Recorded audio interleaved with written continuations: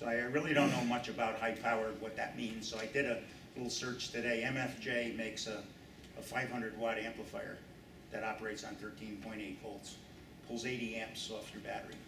Well, 80 amps is, that's a bunch of current. I mean, your dryer downstairs, forgetting what the voltage is, the dryer is typically fused for 40 amps or 50 amps, and that's number 6 wire.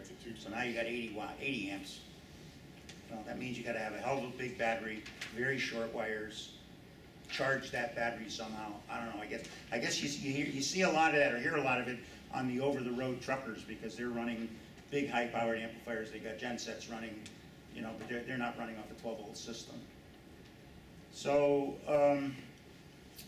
those are kind of the things that I wanted to put together and share with you. Any questions or comments? Yes. George, Go ahead. a lot of the hams that are here today Yes. aren't running HF in the car. I know they're not. What do you have to? What do you recommend for those of us that are running the EBC Junior? The rig of choice is, and again, you can get arguments about it. ICOM, Yaesu. I'm talking more about installation. What are you talking? Installations of radios today, antennas. Well, I think it depends on whether you've got flack from the peanut gallery or not.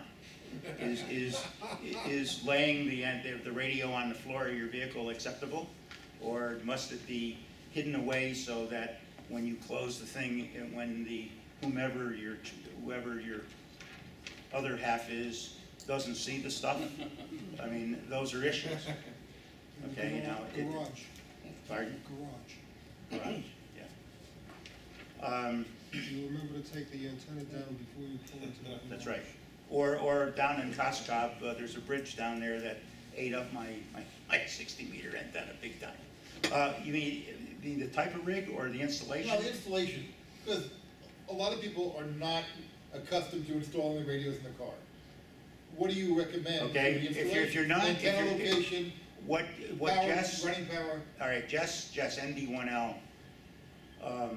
Some people know, Yeah. some people don't. He just bought into a big GMC something or other. He's always had it. Something big. Well, he decided he wanted to operate HF. And he realizes that you got to have good wiring. So he went down to the stereo store, I think in Stamford or in White Plains, and had them run a pair of primary wires from his battery directly. They installed, I think, a fuse assembly, or I'm not sure, but they installed the proper wire. Okay, and so you don't have to. I mean, you can look it up in wire tables. You can look at. You can do a little calculation. There, as I said, HF. Typically, you're going to run 100 watts. If you're talking to Yaesu, ICOM, Kenwood to some degree. I don't know what they had that T50. I don't know what they have out anymore. But they're all in about 100 watt range, and they probably will pull less than 20 amps. But assume a 20 amp circuit. So that's a minimum, in my opinion. No, 12 is way too light. Number 10 or number 8, and you can go to a stereo store, and they can do that for you. I'm talking VHF now. In other words, most of the people here are operating VHF in the car. Okay, and I'm not sure I understand the question then. To where do you install a VHF? How do you install a VHF radio? How do you run the power back to it? Where do you put your antenna?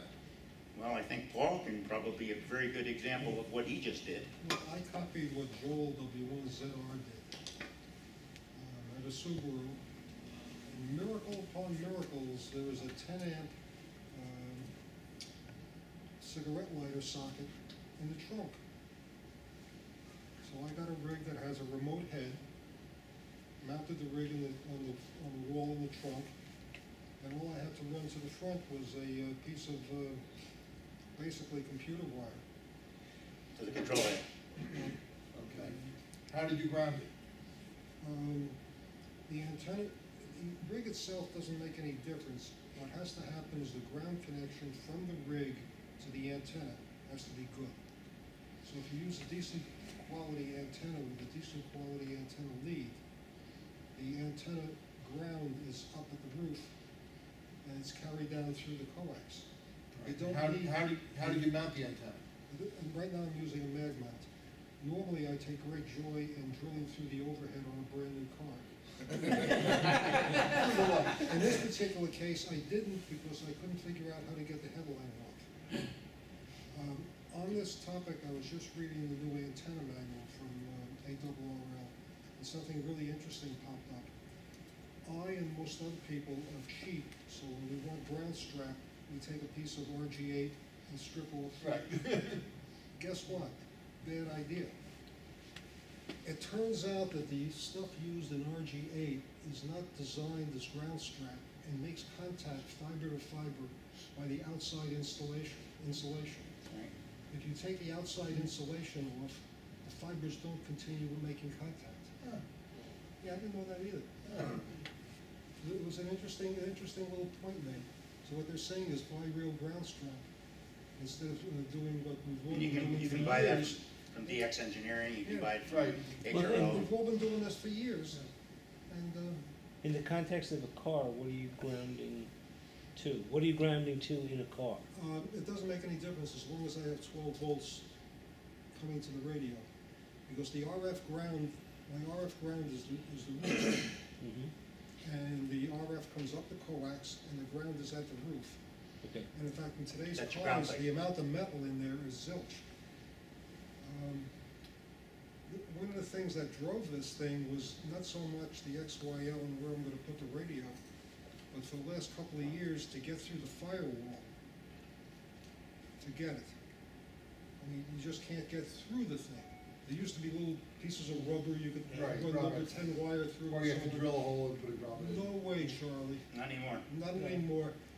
Joel ZR did the same thing that ND1L did. And if I was gonna go HF, I would do the same thing, go to a radio installation, hi-fi place, and get them to run the wires through the firewall, because there's no way we're gonna do it anymore.